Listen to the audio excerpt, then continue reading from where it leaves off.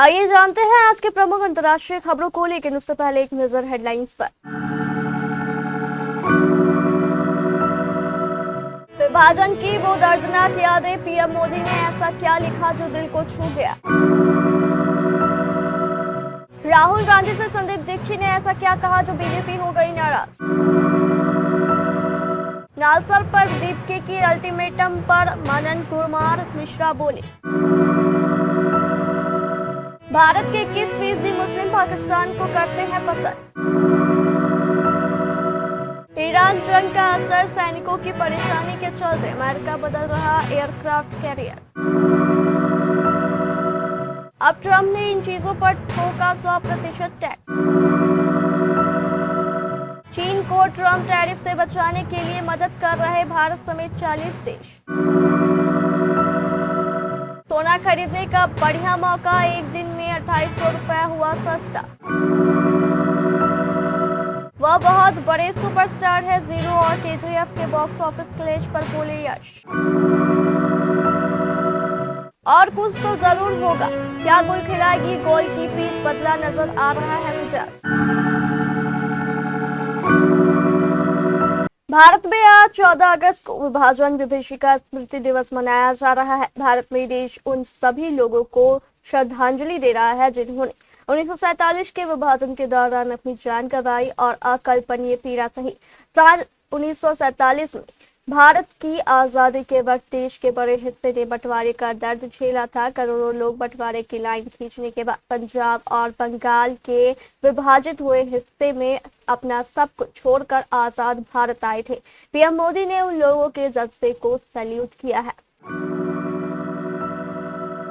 लोकसभा में विपक्ष के नेता राहुल गांधी ने गुरुवार को दिल्ली में आयोजित एक कार्यक्रम में प्रधानमंत्री नरेंद्र मोदी और उनकी नीतियों पर तीखे हमले किए। उन्होंने गृह मंत्री अमित शाह पर भी निशाना साधा। इस दौरान मंच पर ऐसा कुछ हुआ जिसकी काफी चर्चा हो रही है और भारतीय जनता पार्टी इसे लेकर कांग्रेस पर हमलावर है और इस पर महिला विरोधी होने का आरोप भी लगा रही है। घटना के केंद्र में है कांग्रेस नेता संदीप दीक्षित और राहुल गांधी। सोशल मीडिया पर भी इस घटना को लेकर बहस हो रही है। नालसर लॉ यूनिवर्सिटी को लेकर बार काउंसिल ऑफ इंडिया यानी बीसीआई के फैसले और फिर उस पर यू टर्न ने नया सवाल खड़ा कर दिया है। कांग्रेस जनता पार्टी के संस्थापक अभिजीत दीपके, बीसीआई के अध्यक्ष और बीजेपी सांसद मनन कुमार मिश्रा के खिलाफ मोर्चा खोलने के संकेत दिए। पूरे विवाद पर मनन मिश्रा ने कहा कि जरूरत होगी तो मैं सीजेपी के नेताओं से बात करूंगा, जो बातें हैं उसको मैं एक्सप्लेन करूंगा। कहीं कोई बात नहीं थी कि स्टूडेंट को आघात पहुंचे। निर्णय हुआ, काउंसिल में बात चली, हम लोगों ने इसे वापस ले लिया। अमेरिका स्थित प्यू रिसर्च सेंटर के सर्वे से पता चलता है कि 78% भारतीय पाकिस्तान को नापसंद करते हैं, जबकि 22% लोगों की पाकिस्तान को लेकर सकारात्मक राय है। प्यू रिसर्च के सर्वे में पता चला है कि 93% पाकिस्तानी नागरिक भारत को लेकर नकारात्मक रुख अपनाते हैं। भारत में हिंदू और मुस्लिम लोगों की पाकिस्तान के बारे में राय अलग अलग है। प्यू रिसर्च के सर्वे ने बताया है कि भारतीय मुसलमानों की पाकिस्तान को लेकर सकारात्मक राय है, जबकि हिंदुओं की राय नकारात्मक है। ये सर्वे भारत में 8 फरवरी से 27 फरवरी 2026 के बीच 3566 वयस्कों के बीच और पाकिस्तान में 8 अप्रैल से 7 मई 2026 के बीच 1039 वयस्कों के बीच किए गए थे। अमेरिकी सैन्य बल मिडिल ईस्ट में अपनी मौजूदगी बनाए रखने के लिए एक महत्वपूर्ण बदलाव की तैयारी कर रहा है। अमेरिकी अधिकारियों के अनुसार यूएसएस अब्राहम लिंकन की जगह यूएसएस जॉर्ज वॉशिंगटन को भेजा जाएगा।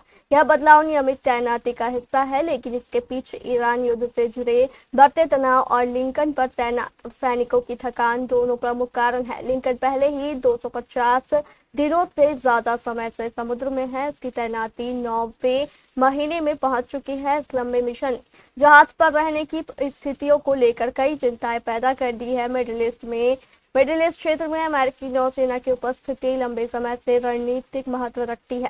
क्षेत्र में तनाव बढ़ने के साथ एयरक्राफ्ट कैरियर की भूमिका और भी महत्वपूर्ण हो गई है। अमेरिकी राष्ट्रपति डोनाल्ड ट्रंप ने चीन पर अमेरिका की निर्भरता को कम करने के मकसद से बाहर से मंगाए जाने वाले ड्रोन और उनके पार्ट्स पर 100% तक टैरिफ लगाने का ऐलान किया है। व्हाइट हाउस की तरफ से जारी बयान में कहा गया है कि यह फैसला राष्ट्रीय सुरक्षा से जुड़ी चिंताओं को ध्यान में रखकर लिया गया है। यह टैरिफ उन संवेदनशील ड्रोनों पर है जिनका वजन 25 किलोग्राम से ज्यादा है या जिसमें थर्मल इमेजिंग जैसी एडवांस सुरक्षा तकनीक है। राष्ट्रीय सुरक्षा के दायरे में नहीं आने वाले छोटे ड्रोनों पर 25% का कम टैरिफ लगेगा।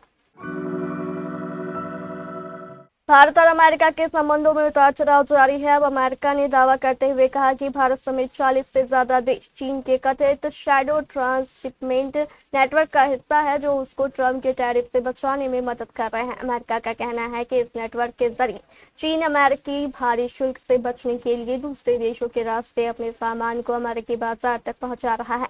ट्रंप प्रशासन के व्यापार सलाहकार पीटर नवारो ने इस मामले में एक रिपोर्ट जारी की। साथ ही अमेरिका ने ऐसे मामलों की पहचान करने और कार्रवाई के लिए आर्टिफिशियल इंटेलिजेंस आधारित सिस्टम इस्तेमाल करने की योजना भी बताई। सोने चांदी की कीमतों में कल यानी 13 अगस्त बुधवार को बड़ी गिरावट देखी गई। दिल्ली के सराफा बाजार में कल सोने की कीमतों में 2800 रुपए प्रति 10 ग्राम की भारी गिरावट दर्ज की गई। इस बड़ी गिरावट के साथ सोने की कीमतों में पिछले 7 दिनों से लगातार चली आ रही तेजी पर ब्रेक लगा है। सोने के साथ साथ कल चांदी की भी कीमतों में भारी बिकवाली देखी गई। इसी के साथ चांदी का भाव 6000 रुपए टूटकर 2,40,000 रुपए प्रति किलोग्राम के स्तर पर आ गई। कन्नड़ सुपरस्टार यश इन दिनों अपनी most awaited film toxic a fairy tale for grown ups को लेकर जबरदस्त चर्चा में है, जो जल्द ही सिनेमाघरों में दस्तक देने वाली है। यश के इस पैन इंडिया खुमार को देखते हुए ही मैडॉक फिल्म्स ने अपनी पीरियड डांस ड्रामा फिल्म ईटा की रिलीज डेट को आगे खिसकाने का फैसला लिया है। इतिहास गवाह है कि 21 दिसंबर 2018 को जब यश की KGF चैप्टर 1 और शाहरुख खान की 0 एक साथ बॉक्स ऑफिस पर टकराई थी, तब KGF ने कमाई के सारे रिकॉर्ड तोड़ते हुए बाजी मार ली थी।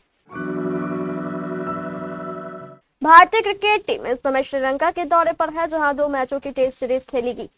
सीरीज का पहला मैच शनिवार से शुरू हो रहा है। मैच गोल इंटरनेशनल स्टेडियम में खेला जाएगा, जहां की पिच पर भारत की नजरें जमी हुई है। पिच को देखकर ही दोनों टीमें अपनी प्लेइंग 11 का फैसला करेगी। गोल की पिच यूं तो स्पिनरों के मुफीद मानी जाती है। यहाँ शुरुआत में जरूर बल्लेबाजी आसान होती है, लेकिन जैसे ही मैच आगे बढ़ता है पिच टूटना शुरू कर देती है और स्पिनर हावी होने लगते हैं।